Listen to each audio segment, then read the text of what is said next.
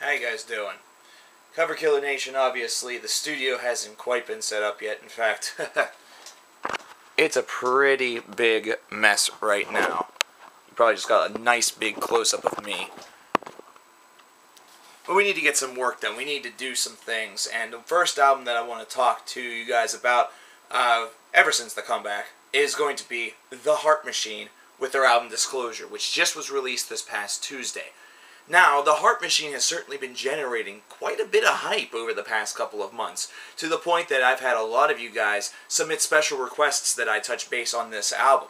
And this was an album that I already had planned to talk about, but obviously due to circumstances that have been, well, sort of my control and that I've kind of decided to undertake, well, it's been delayed a little bit. Yeah, moving's a bitch. But at any rate, this is, as people have called it, the UK's newest extreme progressive pioneers, or the next great export from the UK in that department. And whenever you listen to this album, you can definitely understand and see their point. The reason for this is because there are going to be multiple facets of metal fans, and even some, just regular hard rock fans that are really going to enjoy this album. They're definitely going to feel right at home listening to this release, and for those people who enjoy maybe just hard rock, this may be something that'll push them a little bit over the top into a full-blown metal diet. Now, the reason for this is because they're able to enhance their album with multiple different ideas. For one, you have the Far Eastern idea that you hear on tracks such as The First and the Last, and then splashed in the other ones also, kind of just to give it that nice little creative edge that those of us who are hardcore metal fans really thirst for. Something that really builds them as a little bit more creative, something that really makes them a little more unique as opposed to all of the other artists that are attempting this now very typical genre or subgenre of heavy metal music. However, secondly, the real contrast between the clean and the deathy vocals is something that we're not all that uncommon with, once again. However, the way in which they do it, where you can definitely hear that prevalent part, where it's a little bit more accented, where it's something that they don't necessarily have to go back and forth with it. Instead, they just kind of let the clean side go for about a minute and then go right back to the deathy side. That is something that also sets them not so much apart, but definitely is something that tailors them as a certain breed, at least in this subgenre. And that's something where the progressive side and the extreme side both can go hand in hand and really enjoy it.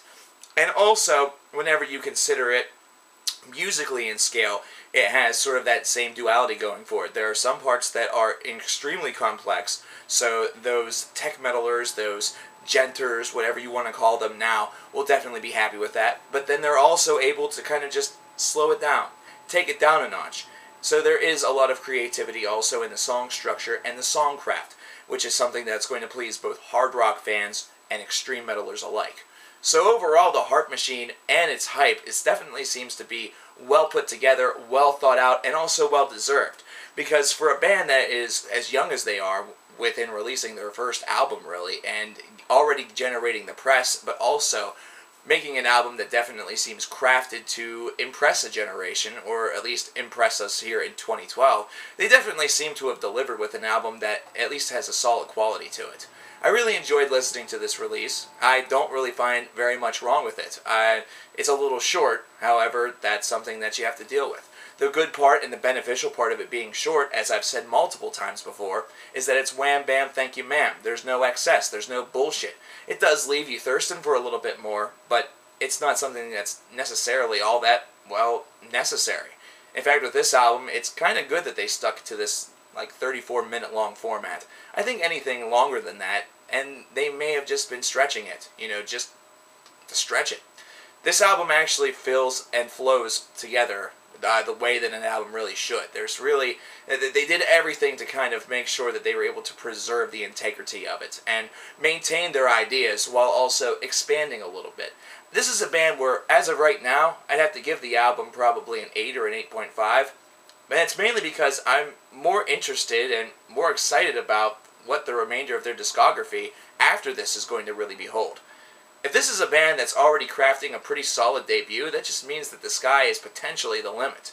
And of course, second albums always have something that the first album really doesn't. and that's the possibility of that sophomore slump.